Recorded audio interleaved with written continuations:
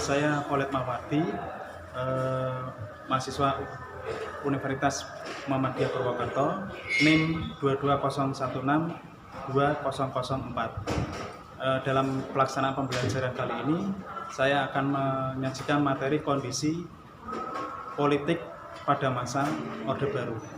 Dan ini adalah kartu ujian saya, sudah saya cetak. Pelaksanaan pembelajaran ini diadakan pada tanggal 5 Oktober tahun 2022 pukul 11:22. Demikian, terima kasih. Wassalamualaikum warahmatullahi wabarakatuh. Selamat siang, anak. Bagaimana kabarnya hari ini? Alhamdulillah baik. Baik, sebelum kita mengawali pembelajaran, marilah kita berdoa menurut agama dan kepercayaan masing-masing. Ketua kelas memimpin berdoa. Mari terima kasih mulai pembelajaran pada siang ini kita berdoa menurut mungkin saya masing-masing. Doa baik.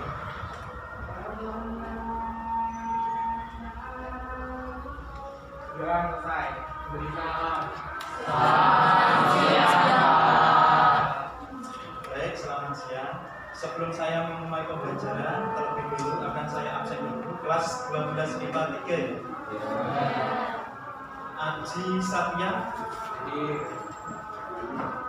Aldi Setiawan Putra, Anissa Novita Rahma, Ardila Putri, Danela Putri, Daniel Krishna, Parika Kalimatus,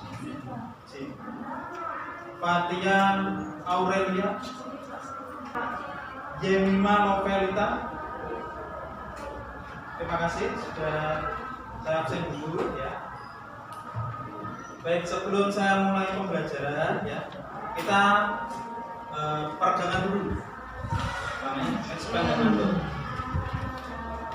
Peregangan otot supaya nggak ngantuk. Ya.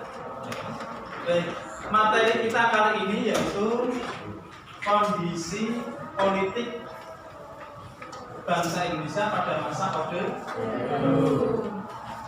Nah, sebelum saya melanjutkan materi kondisi politik pada masa Orde Baru, saya akan melakukan review atau flashback materi yang telah lalu.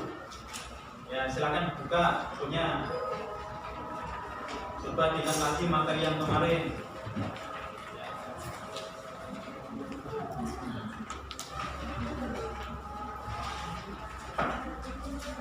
Sebutkan faktor-faktor penyebab keadaan ekonomi Indonesia pada masa demokrasi terpimpin sangat buruk. Siapa yang tahu? Saya tawarkan dulu.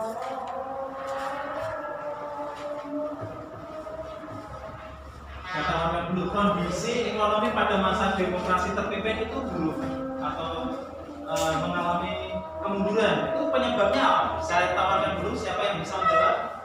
Nanti saya beri nilai yang bisa menjawab. Ya, siapa namanya? Rizky Anindya.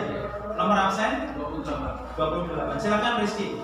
Penyebab ekonomi pada masa demokrasi terpimpin memburuk adalah karena adanya inflasi, pemberontakan dalam negeri hingga konfrontasi dengan Malaysia. Ya, cukup ya. Yaitu adanya pemberontakan dalam negeri, misalnya apa? Pemberontakan PKI Madiun, ada pemberontakan PITI, ada pemberontakan PRRI Permesta, ada pemberontakan ANS dan Andi Aziz. Pemberontakan itu kan otomatis membutuhkan biaya yang besar untuk memadamkan. Baik, terima kasih buat Rizky Anindya ya. Saya apresiasi untuk jawabannya. Cukup itu ya. Terima kasih ya kepada Stephen Maito dan Daniel ya, saya apresiasi untuk jawabannya. Baik, karena sudah kita lakukan review materi yang lalu, kita akan melanjutkan materi saat ini yaitu kondisi politik pada masa demokrasi dan pada masa Orde Baru. Namun sebelum saya lanjutkan materi, ya, terlebih dahulu silakan nanti saya akan menayangkan sebuah video pendek. Nanti silakan kalian cermati ya. dilihat ya, dipahami kondisi politik maupun ekonomi pada masa pada masa Orde Baru.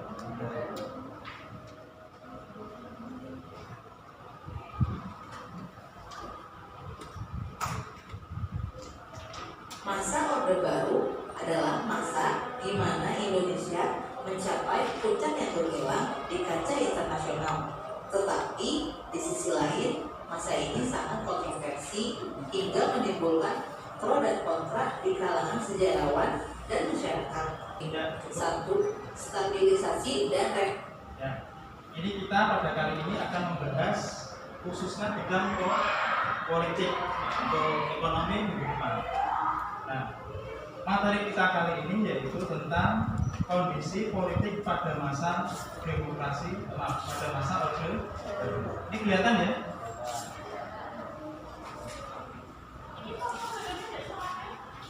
Nah, tujuan pembelajaran kita kali ini, tujuan pembelajaran yaitu melalui pembelajaran problem based learning, tipe active learning, siswa dapat menganalisis tuntutan bangsa yang terwakili dalam aksi kurikula serta memiliki sikap responsif, berpikir kritis, proaktif, kreatif. Ya. Kemudian yang kedua, melalui model pembelajaran problem based learning, tipe active learning, peserta didik dapat merekonstruksi lahirnya super smart. Jadi merekonstruksi lahirnya super smart. Surat perintah 11. Kemudian yang ketiga, melalui pembelajaran model problem based learning, tipe active learning, siswa dapat menampilkan dualisme kepemimpinan pada masa Orde Baru. Nah, ini adalah peta konsepnya seperti ini. Nah, perkembangan kehidupan politik ekonomi bangsa Indonesia pada masa Orde Baru. Yang pertama, lahirnya Orde Baru. Nah, kita lakukan pada tahap yang kedua yaitu kehidupan politik. Ya. Nah, itu ini sudah ya tadi. Nah, langkah-langkah pembelajaran yang harus kita lakukan, yang pertama adalah orientasi peserta didik pada masalah. Jadi nanti setiap kelompok akan saya berikan permasalahan yang akan dibahas masing-masing kelompok, kemudian nanti maju untuk menyajikan hasil diskusi. Kemudian yang kedua, mengorganisasi peserta didik, artinya ini nanti kalian saya bagi menjadi beberapa kelompok. Kemudian yang ketiga, memimpin penyelidikan individu dan kelompok ini. Pada tahap ini kalian melakukan eksplorasi, mencari informasi terkait masalah yang nanti saya berikan. Kemudian yang keempat, mengembangkan dan menyajikan hasil karya. Ini artinya kalian maju satu persatu setiap kelompok untuk presentasinya. Langsung saja, kalian nanti saya bagi kelompok, ya. Kelompok hari Senin tunjuk jari. Kelompok hari Senin, ya. Atau kelompok ada Malik. Silakan nanti membahas, menganalisis tentang latar belakang lahirnya Orde Baru. Ya, silakan dicatat. Kemudian kelompok Ahana Sutian atau Selasa, tunjuk jari. Ya, Selasa ya, yaitu menganalisis kebijakan politik dalam negeri pada masa Orde Baru. Nah, sudah saya bagi ya permasalahan. Silakan saya beri waktu untuk membentuk kelompok masing-masing ya. Kelompok Soeharto sebelah sini ya. Kelompok Soeharto sebelah sini bagus. Kemudian kelompok M Yusuf sini, M Yusuf. Basuki Rahmat sana. Saya kasih waktu untuk berdiskusi ya, karena waktunya ini sangat pendek ya. Saya kasih waktu untuk berdiskusi 15 menit. Sebelum kalian melakukan diskusi akan saya bagikan lembar kerja peserta didik atau LKPD ya. Ini nanti dibahas ya sesuai masalahnya masing-masing. Ini kelompok ini kelompok apa ini? Ahana Sutian ya. Ini kelompok M Yusuf ya. Betul ya? Dari Rabu. Ini kelompok M Yusuf ya. Kemudian yang terakhir kelompok Soeharto ya.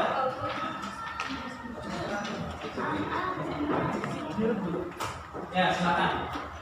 Saya kasih waktu untuk berdiskusi 15 menit.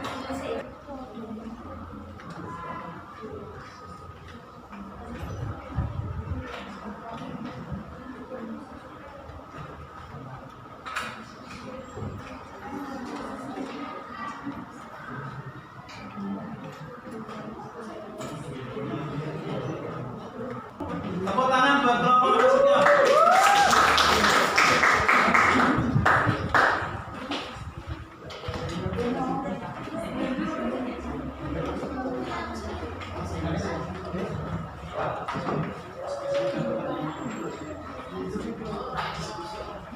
Perkenalan dulu.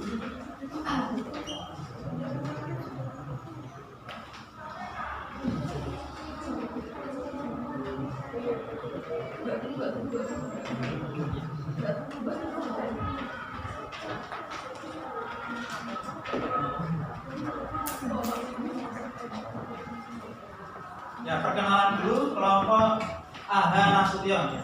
Assalamualaikum warahmatullahi wabarakatuh. Waalaikumsalam warahmatullahi wabarakatuh. Kami dari kelompok AH Nasution di sini akan menyampaikan hasil diskusi kita tentang materi kebijakan politik dalam negeri pada masa Orde Baru.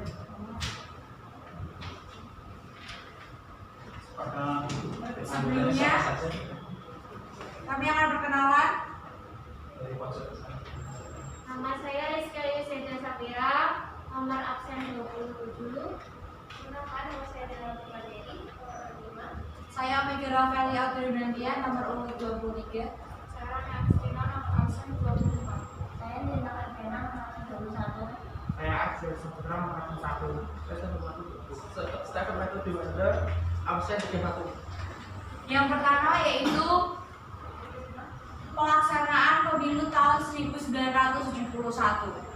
Pemilu pada tahun ini diikuti oleh 10 organisasi beserta pemilu, diantaranya adalah yang pertama ada Golkar dengan 236 kursi, lalu Partai Nahdlatul Ulama atau NU dengan 58 kursi, Partai Muslimin Indonesia 24 kursi, Partai Nasional Indonesia 20 kursi, Partai Kristen Indonesia 7 kursi, Partai Katolik 3 kursi, dan Verti 2 kursi.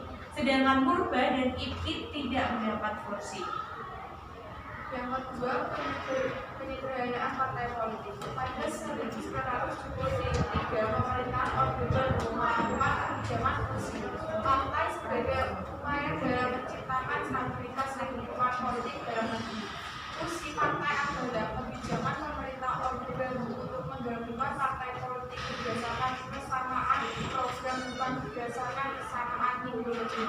Kebijakan kursi partai didasarkan pada pengalaman sejarah pada masa pemerintahan Orde Lama. Salah satu penyebab perpecahan bangsa karena adanya perbedaan ideologi politik dan persamaan mengenai Pancasila sebagai sumber hukum tertinggi di Indonesia. Logika dan hidup ABRI. Dui fungsi ABRI adalah suatu doktrin di lingkungan militer Indonesia yang menyebutkan militer memiliki dua tugas, yaitu menjaga keamanan dan ketertiban negara serta memegang kekuasaan negara. Yang keempat adalah pelaksanaan pedoman penghayatan dan pengalaman Pancasila atau PSIPA, yaitu dilatar belakangi oleh usaha penyadaran masyarakat tentang bangsa negara. Materi PA berisi tentang nilai nasionalisme dan patriotisme. Penataran P4 merupakan satu bentuk bagian dari sistem kepribadian, sistem budaya, dan sistem sosial. Yang kelima, swasembada beras. Salah satu kebijakan dalam rangka meningkatkan kemakmuran rakyat Indonesia. Swasembada adalah usaha mencukupi kebutuhan sendiri atau KBPI. Yang keenam, pembubaran PKI. Pemerintah Orde Baru menganggap ini tidak stabil.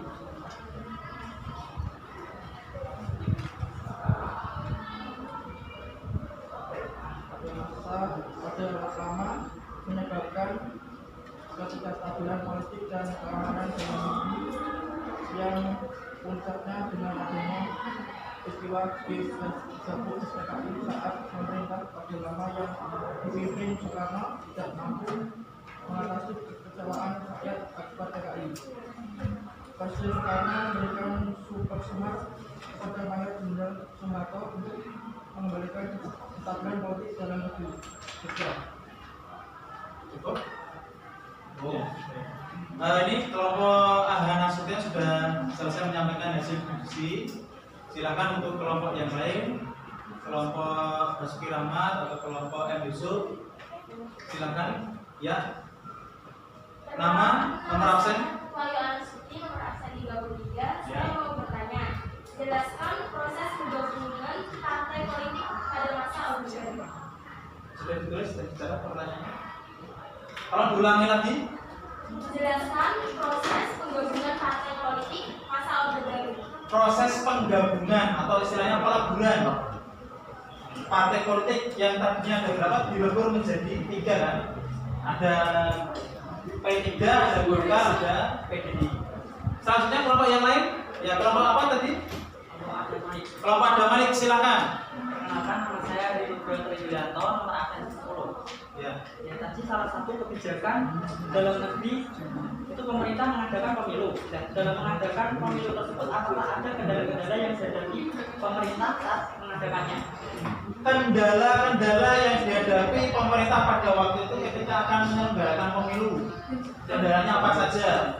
Apakah mungkin surat suaranya kurang atau kotak suaranya hilang? Itu kan bisa saja kan? Itu kendala-kendala. Karena kan kita tahu ya, Indonesia kan kepulauan. Ketika akan mengantar surat suara untuk proses waktu kan. Cukup ya, 2 pertanyaan dulu. Silakan untuk kelompok Ahlan Nasution untuk menjawab, didiskusikan dulu pertanyaannya tadi. Tidak menutup kemungkinan bagi kelompok yang lain apabila kelompok Ahlan Nasution tidak bisa menjawab, silakan kalian bergabung. Ya, dibantu. Ya.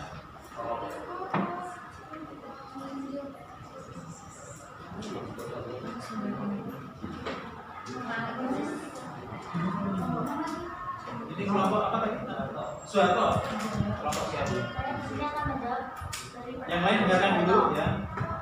proses penggabungan partai politik pada masa Orde Baru diawali dengan sidang MPR tahun 1973 dengan mengelompokkan partai berdasarkan kesamaan programnya yang terdiri dari PPP, PDI, dan Golkar.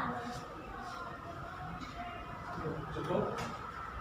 Didasarkan pada kesamaan programnya. Yang partai-partai politik yang apa ya berbasis Islam itu maksudnya di PP atau Partai Persatuan Pembangunan. Kemudian kalau partai yang berbasis nasionalis ya, ada PDI berbasis kesamaan haluan. Padahal Golkar itu bukan partai politik pada waktu itu ya, Golkar saja. Baik, lanjut silakan untuk kelompok Soeharto. Pertanyaannya? Ulangi lagi. Maaf, ada Malik.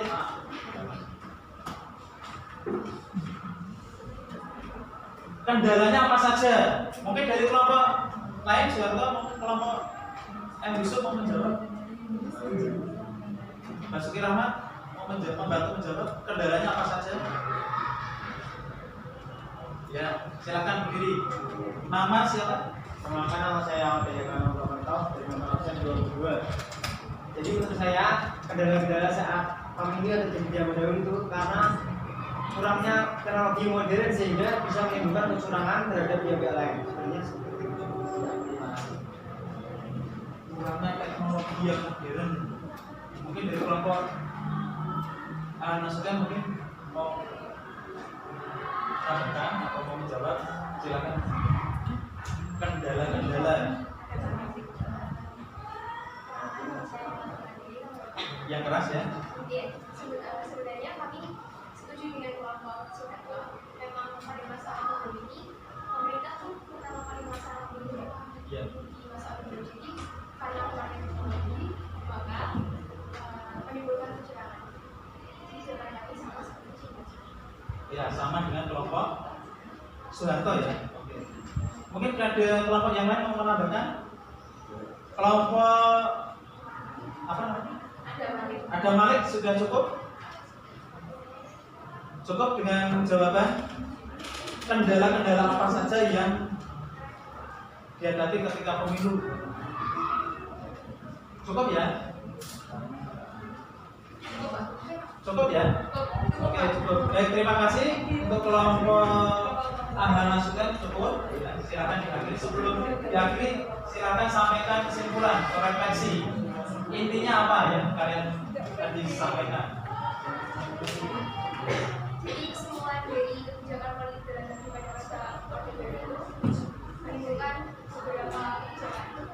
Yang pertama, dia pelaksanaan pemilu tahun 1971. Yang kedua, penyederhanaan partai politik.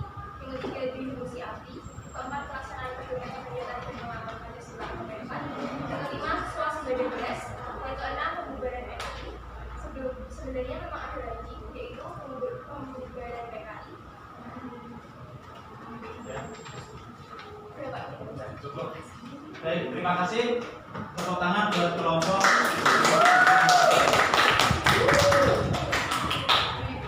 Selanjutnya kelompok Soeharto untuk masuk ke depan.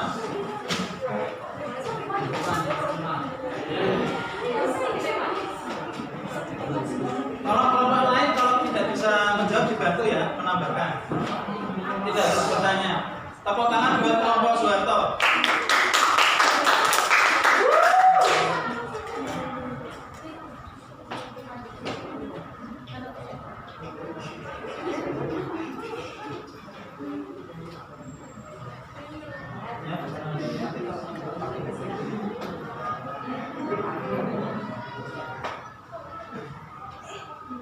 Assalamualaikum warahmatullahi wabarakatuh.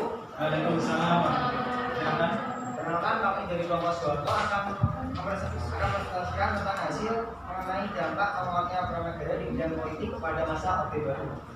Ya, untuk pertama, perkenalkan, nama saya Odaya Karna Putra Angkop, nomor absen 22. Nama saya Siva Orang Nasari, nomor absen 26.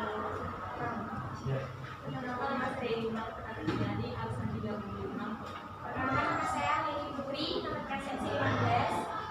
Perkenalkan, nama saya Zawi Martini, nomor absen 20. Perkenalkan, nama saya Muhammad Hafiz Rahmatullah, absen 18. Perkenalkan, nama saya Milda Agustina, nomor absen 16. Perkenalkan, nama saya Wayu Aristuti, nomor absen 33. Langsung saja, yang pertama, lebih fungsi dampak penguatnya peran negara di bidang politik pada masa Orde Baru. Yang pertama, fungsi API. Suatu doktrin di lingkungan militer Indonesia yang menyebutkan bahwa TNI memiliki dua tugas, yaitu menjaga keamanan dan kesatuan negara serta memegang kekuasaan dan mengatur negara. Dengan peran ganda ini, militer diizinkan untuk memegang posisi di dalam pemerintahan.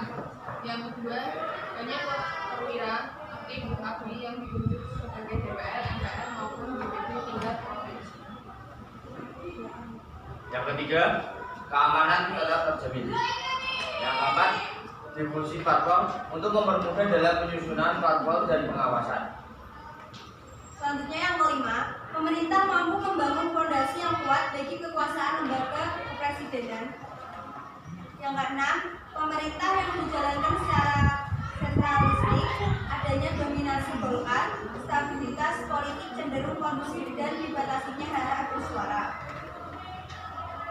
Yang ketujuh, Golkar menjadi alat politik untuk menjadi stabilitas yang diinginkan, sedangkan dua partai lainnya hanya sebagai boneka. Yang kedelapan, Presiden mempunyai kekuasaan yang sangat besar dalam mengatur jalannya pemerintah.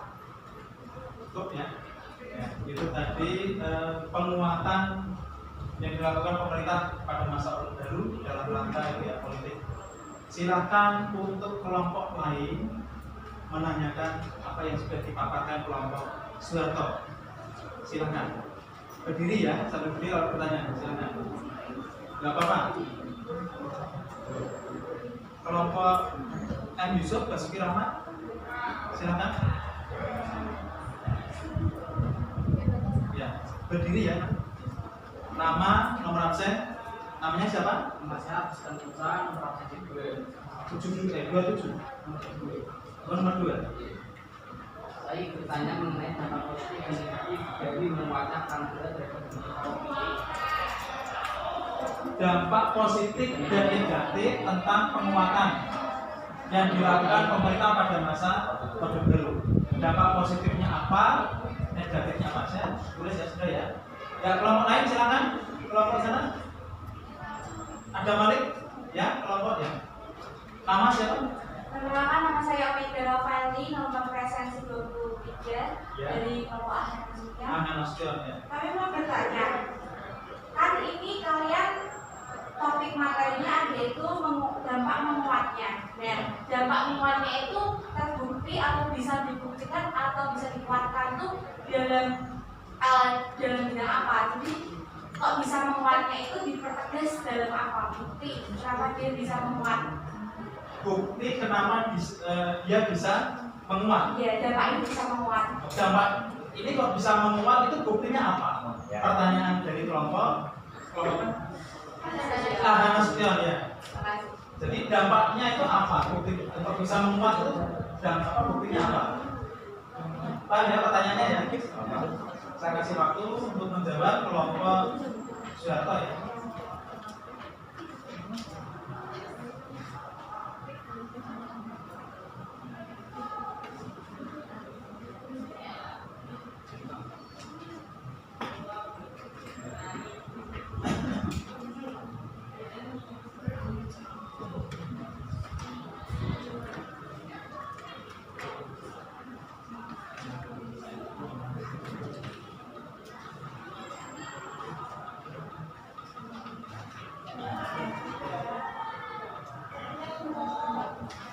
Baik, saya akan menjawab pertanyaan dari Aldi, yaitu dampak positif dan dampak negatif. Namanya siapa? Nama saya Muhammad Demis Rahmatullah, absen 18. Ya, silakan. Yang pertama, dampak positif di bidang politik. Yang pertama, keamanan tetap terjamin, tidak ada demonstrasi. Yang kedua, distribusi parpol untuk mempermudah dalam penyusunan parpol dan pengawasan.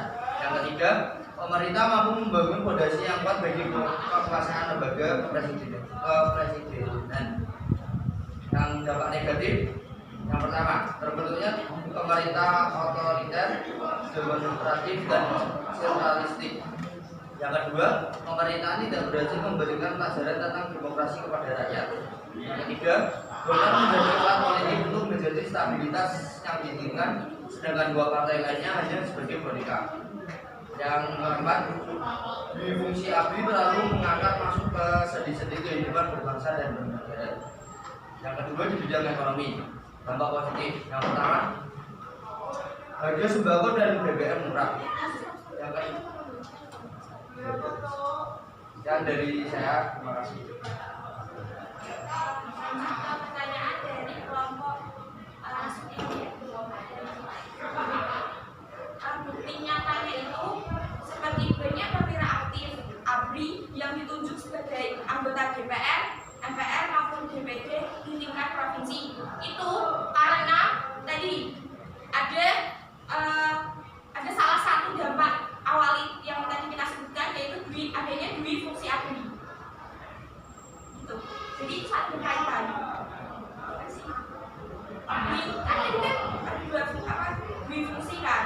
Nah, jadi salah satu atau salah anggota ABRI itu bisa mencalonkan diri atau juga seseorang yang mau jadi anggota DPR.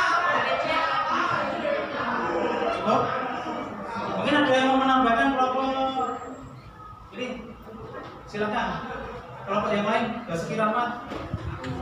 Silakan mau menambahkan dari pertanyaan ini ya, silakan. Ada yang mau menambahkan?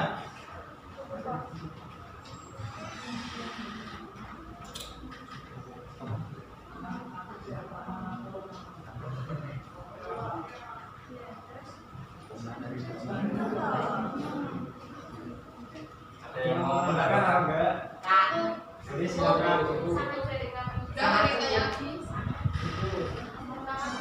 Oh iya, mau nambahin. Tadi kan dengan peragaan bandaranya tadi di fungsi ABRI itu, maka nanti kan militer diizinkan untuk memegang posisi dalam pemerintahan. Nah itu ya tadi ya contoh posisi yang diperbolehkan.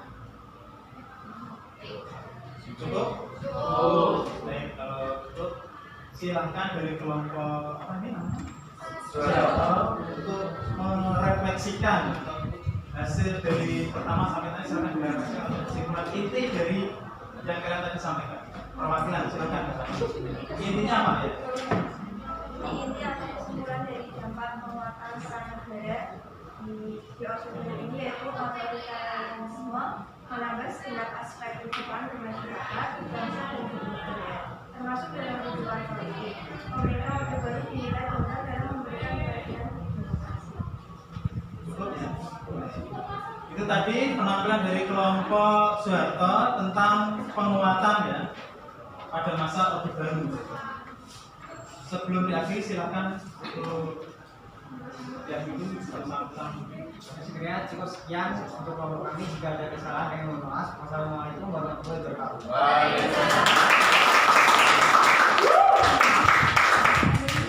Baik, karena waktunya sudah mau habis ya, bagi kelompok lain ya, akan saya lanjutkan untuk minggu depan ya.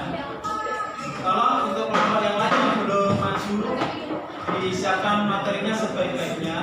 Bagi kelompok yang lain yang sudah maju, tugas yang sudah saya berikan yaitu membuat apa?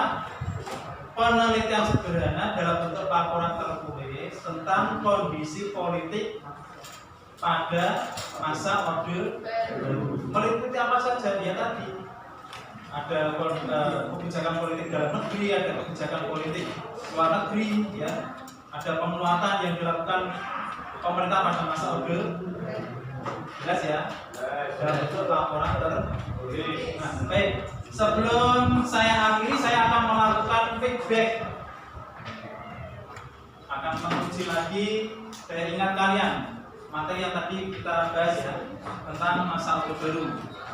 Sebutkan kebijakan politik dalam negeri. Saya tawarkan dulu siapa yang bisa menjawab. Pemerintah pada masa Orde Baru, silakan. Kelompok ya, kelompok apa ini namanya? Nasution ya. Ya, namanya siapa? Nama saya Rina Mardiana, masih 21. Ya, 21. Kebijakan politik dalam negeri pada masa Orde Baru. Yang pertama pelaksanaan pemilu pada tahun 1971. Ya. Yang kedua penyederhanaan partai politik. Ketiga fungsi ABRI. Keempat pelaksanaan pertemuan budaya dan pengalaman Pancasila atau keempat. Yang kelima suasana beres. Yang keenam pembubaran PKI. Ya, swasembada beras dan pembubaran. Sekali lagi ya, lanjut. Saya akan mencoba melakukan feedback ya.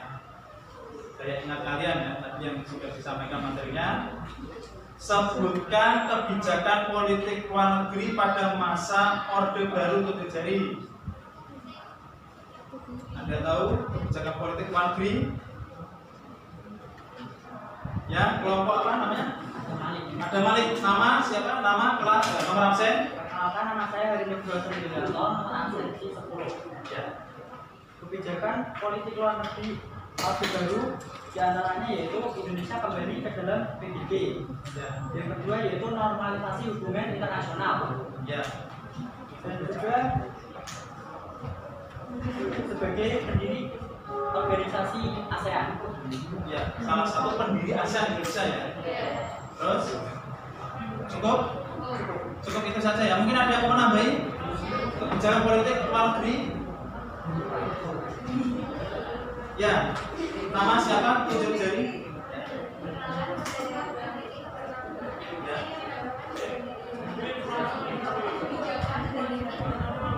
Luar negeri. Ya. Migrasi timur. Ya, integrasi timur. Cukup ya. Baik. Ternyata kalian masih ingat semua materi yang kita bahas tadi.